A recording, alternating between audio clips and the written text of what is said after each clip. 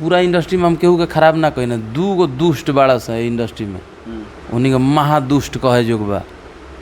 मऊगहिया जवान जवाना कहत आदमी वो महादुष्ट बा स। कोनो कलाकार के छोड़े लस, क्यों कलाकार के ना छोड़ सकल। केहू के माई बहन के कही स, केहू के माई बहन के गाड़ी दिया स। हम बोलले रहनी, हम पहिलका बेर अभी बोलते हम उन्हीं के विषय में बोली ना ज़्यादा, कैसे हम डिजिटल पर ज़्यादा विश्वास ना करना, आई हम फिजिकल पर विश्वास करना।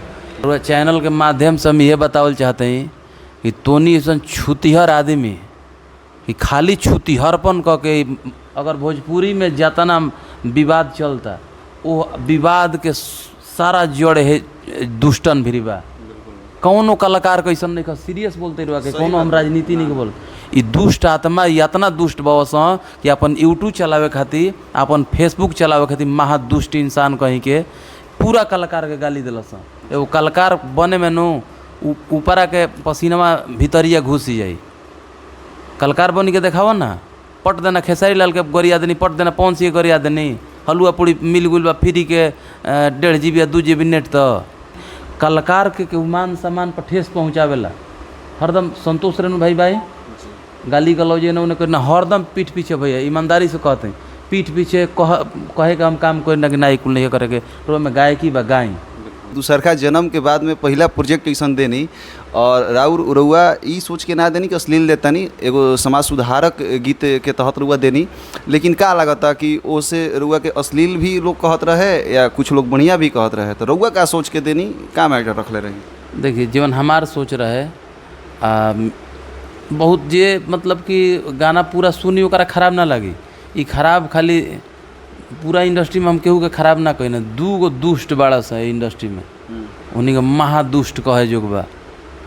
मऊगहिया जवान जवाना कहत आदमी वो महादुष्ट बवस। ओहनी के पूरा कलाकार के रौरो ये जान जी लड़े लग जीवा करुआ के पहले बाद में विश्लेषण बताई काहे गावल बोकर में का ओकर सार बा। लेकिन जवन मऊगहिया जवान बड़ा सा ओहनी के जवान पहले जवान कहे के ना चाही और मगह के तारम तार करता हो सो, मगध के मान सम्मान खत्म करता हो सो। अच्छा रौरा एगो एक ही चीज बता दूँ, कहू कोनो कलाकार के छोड़े लस, क्यों कलाकार के ना छोड़ सकल। केहू के माई बहन के कही स, केहू के माई बहन के गाड़ी दिया स। हम बोलले रहनी, हम पहिलका बेर अभी बोलते हम उन्हीं के विषय में बोली ना ज़्यादा, कैसे हम डिजिटल पर ज़्यादा विश्वास ना करना, आई हम फिजिकल पर विश्वास करना।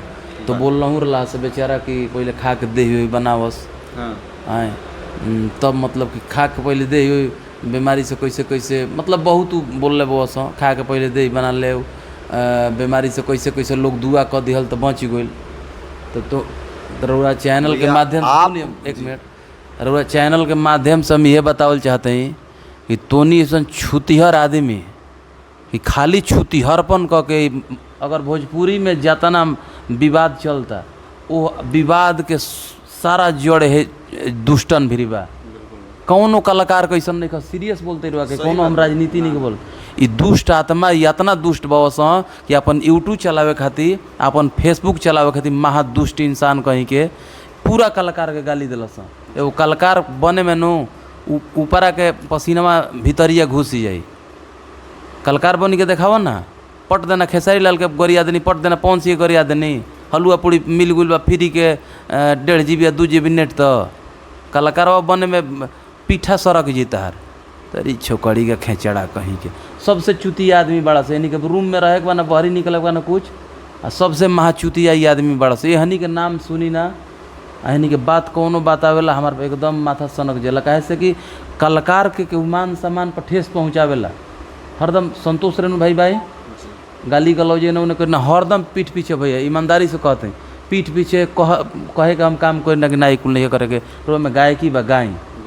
लेकिन भीष्म पितामह लेखा भैया हम मतलब कि वो हमारी स्थिति बा कि हम हर कलाकार के कर्जदार के रूप में बने। दोबारा जिंदगी हमार मिलल बा तो हर कलाकार के कर्जदार के रूप में, ये में कोनो बनावटी बात नहीं है।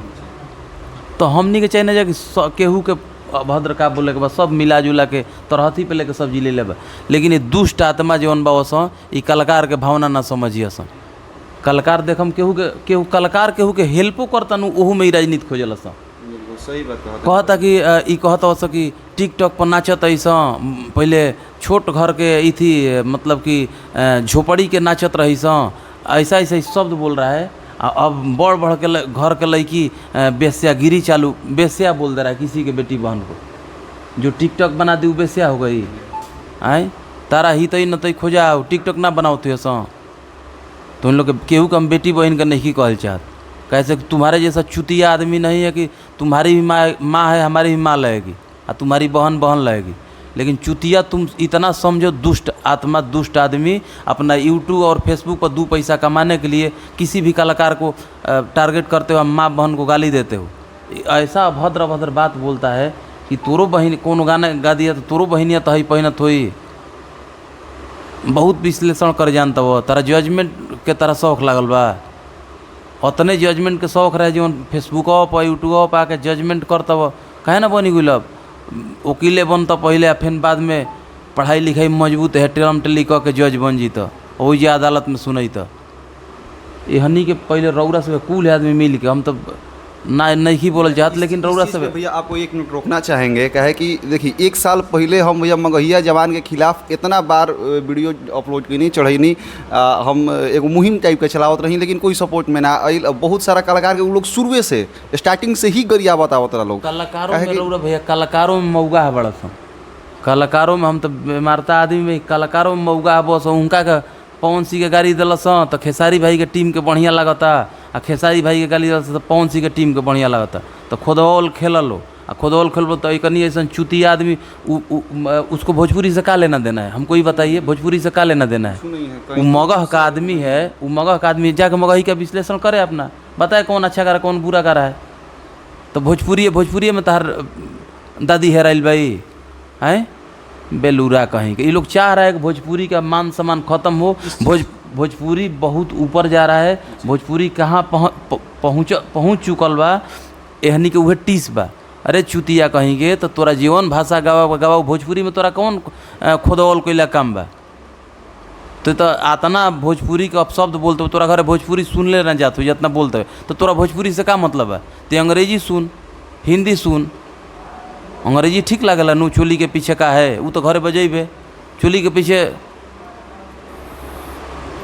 गजानन भूत गणा होता तोरा नहीं पता का बा? बेलूरा कहीं के वो निक लगता।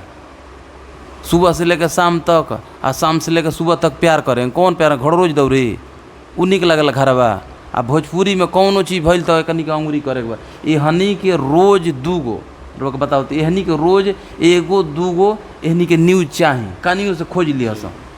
कौनो ना देख हम विवाद ही ना करिए सके गाली गलौज ना करे एहनी के व्यू मिले वाला नहीं के। तो ई कहता हो सकी हम इनकर ई बोला है कि हम इन लोग का गाना का नाम नहीं लेते हैं ना कि इन लोग का प्रमोशन हो जाता है। अरे चुतिया आदमी तुम्हारे गाने में नाम लेने से तोरा गाना में नाम लेला से केहू के काम चलता आ केहू के नाम भइल बा? एहनी के नाम लेला से कलाकार बनबो आदमी? ई कहता हो सके हमनी के नाम ली ना जानू तो कलाकार हिट हो जाले। तो तू ही कहे नहीं का कलाकार बन जात चाहे अपना दादिए के कलाकार बना दे तो कहे नहीं का बना दे। जब तारा बोलिए में इतना दम बा कि कलाकारे बोलिए से बन जाई जाके जो ना दादा से इसका एगो दादा है अभी बताएंगे अच्छा से जब होगा तो बताएंगे। इसका एगो दादा है मीडिया में लाने लाग जी गाना जो है उस गाना में वो भी अगला है। वो गाना में हमारा का खूब गरी लेबा हमारा खूब गरी लेबा लेकिन अपना दादा का छो दला का है उनका संग छेका चढ़ावे उनका के हैं कहे ना उनका के बोल रहा है। इसका नीति है हिटलर वाला इन लोग का नीति है। इन लोग का जो बड़ाई करता है इन लोग से जो बात करता है चमचाई करता है उसके अनुसार लोग न्यूज बनाता है। सही बात ये लोग जो कर रहे हैं आप इंसानियत है आप में आप भी 2 रुपये कमाएंगे इसीलिए ना खोले हैं। लेकिन इंसानियत है कि आके सामने पूछ रहे हैं आप में दम है कि सामने आके बैठे हम भी आपके सामने बैठे हैं। लेकिन इन लोग आके सामने बैठेगा घूमेगा पटना में। ये चीज़ आप बिल्कुल सटीक बोल रहे हैं। तो इन लोग रूम में ये लोग अंडरग्राउंड का है अंडरग्राउंड का है सब मीडिया भीतर से बोलेगा करे कि जिसको बोल देता है वो हिट हो जाता है। तो बोल दो अपना मौसा के तार मौसे बोलला से कलाकार खेसारी अल्लाह पवन सिंह के ऊपर हो जिए अपना मौसे के बना दो सुपर स्टार बना दो चाहे अपने बन जालो। तो इन लोग बेलूरा कहीं के कुछ नहीं के। अरे तनी शर्म कर से पूर्वक जीवन कमाई धमाई बा अपन कमा सो है ये तो नहीं काम बा कि केहू के बेटी बहन के गाड़ी दे के और यूट्यूबर नहीं खन और दोसर काम नहीं खे कोनो सोशल काम करस कि एहनी के अटकल बा इन लोग का। अच्छा हम इतना समय ले रहे हैं, आप एक भी शब्द नहीं बोल रहे, गुस्सा हम दिल से गुस्सा पर जाला तब हम बोलते हैं। अच्छा ये लोग इतना बोलता है, ये लोग बोलता है ना काहे कलाकार के विषय में आके बोलता है, माने ये लोग आके कलाकार को बोलता है जी ना। बिल्कुल। कलाकारे से सबसे बड़ समस्या भइल बा बिहार में, माने सबसे बड़ समस्या कलाकारे से बा। और भी बहुत सारा समस्या बा है, या खाए के लोग के नहीं खे मिलत तो कलाकारे से बा। आए महंगाई चरम सीमा पर कलाकारे से बा, बेरोजगारी चरम सीमा पर कलाकारे से बा, शिक्षा गर्त में जाता कलाकारे से बा। आए या शोषण होता, केकर अपहरण होता, केकर मर्डर होता कलाकारे से बा, छिनैती होता कलाकारे से बा। अरे तो चुतिया तुम मऊगहिया ओकरा पर काहे नहीं खसते काम करत, ओकरा शब्द में दू शब्द बोलते तो जवरवे के कोनो होई रंगदार बोल बता के आ नीचेवा से नालावा लगा के आ ठोठिया दे, बस तार काम खत्म हुई। तो उ डर बा कि पिछड़ा में ला के लेके ठोक दिया। कलाकार सबसे सस्ता बा, पवन सिंह में क्या करिए, दू शब्द गाली दे दें क्या कि हमारा हाईलाइटेड हो जी। तो तुम तो सब कलाकार को गाली दे दे के तू हिट हुआ है, माने सौंसे कलाकार के गाली देला से एकरा के लोग जानते एकर का पहचान, एकर का अस्तित्व भाई क्या चीज़ है।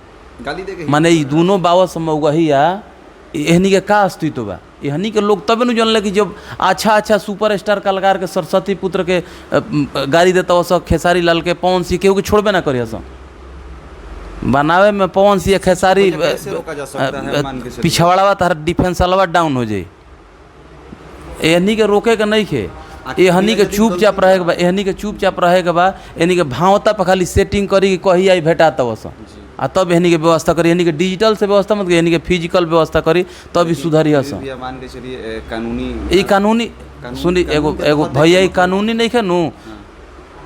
रामायण में विश्वास रखी ना नु, रावण के वध भई रहे नु, कंस के भइल बा। तो जब जब अत्याचार तो ये अत्याचारी नु हो स, ये समय में ई कलयुगी मतलब समझी कि रावणे भइल बस, केहू के बेटी बहन के समझते नहीं खस, तो रावणे नु हो स। कहीं न कहीं जो भैया समझा रहे हैं जिस तरीका से सही बता रहे हैं और इनका विरोध होना चाहिए, इनको रोका जाना चाहिए भोजपुरी में। इसलिए रोका जाना चाहिए कि क्योंकि बहुत कचरा फैला के रखे हैं लोग। और करीब मैं 1 साल पहले अपने चैनल पे चला रहा था कि मगहिया जवान जो कर रहे हैं वो गलत कर रहे हैं, लेकिन कहीं ना कहीं आज ही सही भैया सपोर्ट में आए और बोल रहे हैं। हमनी के तो जब से ही बोला था उस तब से तो हमार प्रभुए के प्यारा भैरनी है। ये तो सब कलाकार भाई के भोजपुरिया समाज के सब तरहथी पर लिहल जियावल और कहतो वो कि सब लोग इसको थी सबके दुआ से ही जी गया है। तो भैया आपके पास उतना ऑडियंस है, आपको जिला सकती हैं, उनके पास भी उतना ऑडियंस है, उतना कर सकती हैं। आप जिस स्थिति से गुजर के और उठ के आए हैं वो लोग नहीं आ सकते हैं, ये रियलिटी हमें पता है। हमारा विषय में बोलले बा, हमारा विषय में बोलले हम केहू के जी कही के बोली ना, लेकिन ये हनी के हो कहे के लायक नहीं खसों। एगो कहावत कहला पहले बोले रहे कि 60-60 हम समाचरित, ये दुष्ट के साथे दुष्टता के व्यवहार करे के चाहिए। तो दुष्टन के संगे दुष्टता के व्यवहार ना करम आ शालीनता से पेश आवे लगम तो ओकर और मन बढ़ी, उहे हनी के संगे भइल बा। अच्छा अश्लीलता के विरोध नंद कुमार तिवारी बाबा करी ना कि ना? अच्छा कातना मतलब कि कातना लोग ई जानता हो कि हमनी से छूटल भी और अब बढ़ावत हो ई और बढ़ावत हो और ईगो में आके और बढ़ाई हस यानी के चाहत हो ये अश्लीलता बंद हो तो जानता हो कि हमारा रोजी रोटी बंद हो जी। तो ये और पिन अप करके ना होला, स्टोपो में पिन मारल जाता पहले, तो पिन मारी मारी के और अचिया के बढ़ावत हो उसका हो तो कुल मिला के नंद कुमारी तिवारी बाबा जो अश्लीलता के विरोध करना उ सराहनीय बा, उससे ढेर लोग प्रभावित भइल। लेकिन एहनी के सफाया करे के चाही, एहनी के सपोर्ट में जे जो लोग भी साथ देला नत दही जा, ई केहू के नहीं खस, ई हर कलाकार के गाली दिलस। कल रौरो घर के कलाकार हुई तो रौरो घर के कलाकार के गाली दिहस, कैसे कौनो विधि से एहनी के कसम खैले बस गाड़ी देवे के बा, व्यू बढ़ावे के बा। बिल्कुल भैया, इसको रोकने के लिए भी भैया एक बहुत अच्छा सुविचार बताए हैं। लेकिन भैया ये तो पब्लिक के ऊपर डिपेंड आप छोड़ दिए हैं, लेकिन जो भोजपुरी के कलाकार हैं उनको क्या कदम उठाना चाहिए मगहिया जवान को लेके? ये हनी के विशेष अब तो हमारे देही पहले लेखा नहीं खे, तो खुदे कहले बस कि इनकर पहले देही में मांस जुटा ले, और मांस रही तो हम लोग हाथ ना उत्पात करते लो, हम खोज लेती कनियो रहता लो तो उन लोग खातिर कुछ हो तो हम खोज लेती कहीं रहता लो। तो एहनी के डिजिटल ना फिजिकल व्यवस्था करे के चाहिए। आ जेकरा भी कलाकार जाता ना भाई जातना असमर्था ही नहीं खे कुछ लोग एहू में ऐसनो कलाकार बो कि गाड़ी देता सब चल हम सर्चिंग बाई चल यही बाना लफड़ा होत रही यही तरी चलत रही। कुछ कलाकारों मजा लेता ना तो यही के बेहोत रहा करे के कलाकारों कुछ मजा लेता मैं विशेष काम ये कलाकार के का सजेशन दिल चाहब कि करके जल्द से जल्द कुछ बंद कर जाओ, रोकल जाओ, कुछ सोल्यूशन कलाकार भाई लोग से ये कहम कि जोन मजा मिलता ये मजा में बहुत तोहिनी बा आए ऐसे हनी के जे भी बैक सपोर्ट करता बैक सपोर्ट ना करी जा यानी के खुल के विरोध करी जा यानी के साथ मत दे हमारे ये हाथ जोड़ी बा। अभी भी आपने इंटरव्यू के शुरुआत में ही बोले हैं कि संतोष रेणु यादव भैया भी कुछ मतलब ऐसा लाइव में बोल देते हैं तो आप उनको ऑफ कैमरा के पीछे उनको समझाते हैं। संतोष रेणु भाई के हमेशा हम मतलब कि चाही ना कि वो भाई गा के गायकी के आगे बढ़स और विश्वास ना करम सीताजी वाला मैटर भई रहे सामने पूछम अगर मतलब संतोष भैया टाइम तो सामने पूछम कि कितना हम टेंशन में रही पूछम कि कितना दिन मतलब हम बोलने चलने रही कैसे कि मतलब हमनी के चाहिए ना जा कि सब मिलजुल कर रही जाए एगो इंसान बन जाए हती मुटी तो समाज बा हमनी के आए ओकरे में हतना विखंडन हुई तो दिक्कत हुई तो ऐसे मिला जुला कर रह जाओ। हम चाहिए ना कि हमेशा वो विकास करी वहाँ के आगे बढ़ी ऐसे आगे बढ़ी कि हमारा बहुत बुरा दिन में बहुत साथ दिले भाई तो हम जी हमारा के साथ दिले बात ना सहयोग के लिए बात हमारा दायित्व बनता कि वह आदमी आगे बढ़स। हमारा हरदम शुभकामना रही कि गा के आगे बढ़ी। अभी वहाँ का आइल बा गाना संतोष रेणु ऑफिशियल पर आज रिलीज भइल है तब मिला जुला के अच्छा रिस्पांस पब्लिक वहाँ के सपोर्ट करते हैं तो हमने के चाहम जगह आगे वहाँ के बढ़ी। अभी भैया आप सबको इसलिए संतोष रेणु यादव का सवाल रूबरू कराया तूफानी भैया से क्योंकि बहुत सारे लोग ये भी सोचते होंगे कि तूफानी भैया और संतोष रेणु यादव भैया दोनों लोग रिलेटिव हैं तो क्या पता ताल्लुकात कैसा होगा। लेकिन तूफानी भैया हमेशा उस चीज़ को और सामाजिक जो दूरिया है उस दूरिया को ख़त्म करने के लिए और एकजुट होके रहने के लिए ये प्रतीक देते हैं। तो इतना समय देने के लिए तूफानी लाल यादव भैया को बहुत बहुत धन्यवाद। और आप लोग ऐसे ही चैनल को प्यार देते रहिए, लाइक कीजिए, कमेंट कीजिए और सब्सक्राइब कीजिए। लेकिन भैया वाले 2 लाइन गवैनी है ना हम एडिट करके लगा ले 2 लाइन कोई भी आप गाना सुना के सुना ना यहाँ का उहे सुनम बिल्कुल खराब गाना नहीं खे वो यही खातिर कर लगी गाँव घर से केहू पढ़े आवेला तो बाप माई कौना मुसीबत से पैसा दे लें आ पैसा लेके आवो आ शहर में आवा लाग रंग करे सब शहर में लड़का हो तो उसका अधिकतर लड़का रंग कर लगले तो वही लड़कन लोग खातिर गावल बा। हर की प्यार के चक्कर में ना पड़ी है प्यार के चक्कर बाउर बड़ बड़ हस्ती में गईले अब की नंबर राउर अरे की अच्छा खासा फ्यूचर अपन भाड़े लागी जाइब तो लाड़े लागी जाइब बबुआ लाड़े लागी जाइब माने समझावल बाकी प्यार के चक्कर में पड़ब जितना लोग प्यार के चक्कर में पड़ले आ पढ़ाई जीवन है जवानी के समय मिल रहा तेमें या तो पढ़ाई करम या तो लड़ाई करम मतलब फिजिकल वर्क करम। पढ़ाई करम मतलब मेंटली वर्क करनी आ लड़ाई करम मतलब कि फिजिकल वर्क करम आ ना तो एगो और तुक बंदी वाला हड़ा तो फिर वो में चल जाइम तो फर्टिलाइजेशन सिस्टम में पड़म तो फिर विखंडन होखे लगी तो विखंडन हुई तो पढ़ाई होई। कहे का मतलब ये है कि पर्दा में ही तूफानी भैया बहुत कुछ कह चुकल बनी और जे भी इस सब के चक्कर में बा पढ़ल लो चढ़ल मत पढ़लो समय मिल पढ़लो बाबू महंगाई इतना चरम सीमा पर बानो कि लागी है झिटका बीने के पड़े ऐसे पढ़ाई पर ध्यान दलो माल के फेरा मत रहो तो चल जाओ सब बियाह शादी कह के कहीं खोखरवा के खई हसो आ तोहनी लो लगभग लो बखोरी के दरार भरे ऐसे पढ़ाई पर ध्यान एकदम भैया फोन करो सी बरा तो पहले काट के लगा